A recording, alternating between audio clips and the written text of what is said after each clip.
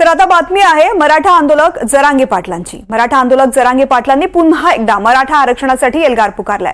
जरांगेंनी पुन्हा एकदा मुंबईमध्ये आंदोलन करण्याची घोषणा केली आहे। त्यांनी सरकारकडे 5 ते 6 मागण्या केल्या असून त्या 28 तारखेपर्यंत मागण्या मान्य झाल्या नाहीत तर 29 तारखेपासून मुंबईमध्ये आंदोलन होणार असून येताना एकतर विजयाचा रथ येईल किंवा अंत्ययात्रेसाठी असा निर्धार सुद्धा जरांगेंनी केलेला आहे। ओबीसी नेते लक्ष्मण हाके यांनी जरांगेंच्या आंदोलनाला विरोध दर्शवलाय।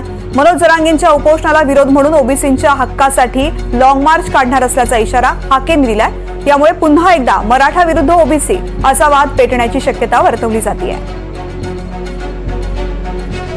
त्या आमच्या मूळ मागण्यात त्या मात्र आणखीनही पूर्ण झालेल्या नाहीये। 4 दिवसात 4 मागण्या ह्या चार मागण्या ह्या तात्काळ त्याची अंमलबजावणी केली जाईल असं सांगितलं होतं आणि राहिलेल्या 4 ते 5 मागण्यासाठी 2 ते 3 महिन्याचा वेळ देऊ असं सांगितलं होतं। परंतु पूर्ण 3 महिने आज झाले। 2 ते 3च म्हणले तरी आम्ही 2 महिने धरले नाही, 3 महिने पकडले।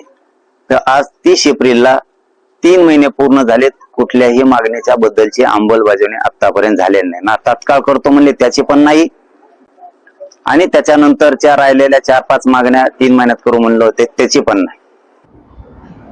जरांगे यशस्वी का अयशस्वी या वादात नाही मला पडायचं, पण ओबीसीचं आरक्षण संपलंय हे मात्र मी महाराष्ट्राला जाहीररित्या या प्रेसच्या माध्यमातून सांगत आहे।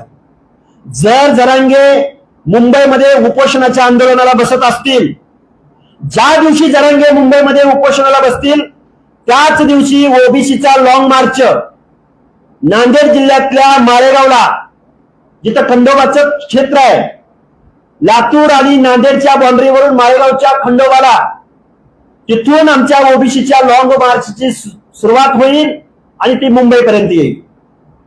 आम्ही उपोषणाला उपोषण म्हणून प्रति आंदोलन करणार नाही, तर आम्ही या महाराष्ट्रामध्ये ओबीसीना जागृत करण्यासाठी, ओबीसीना संघटित करण्यासाठी, ओबीसी मधल्या 300-400 जातींना एकत्रित घेऊन ओबीसींच्या हक्क आणि अधिकाराची लढाई लढण्यासाठी या महाराष्ट्रामध्ये लॉंग मार्च करणार आहोत।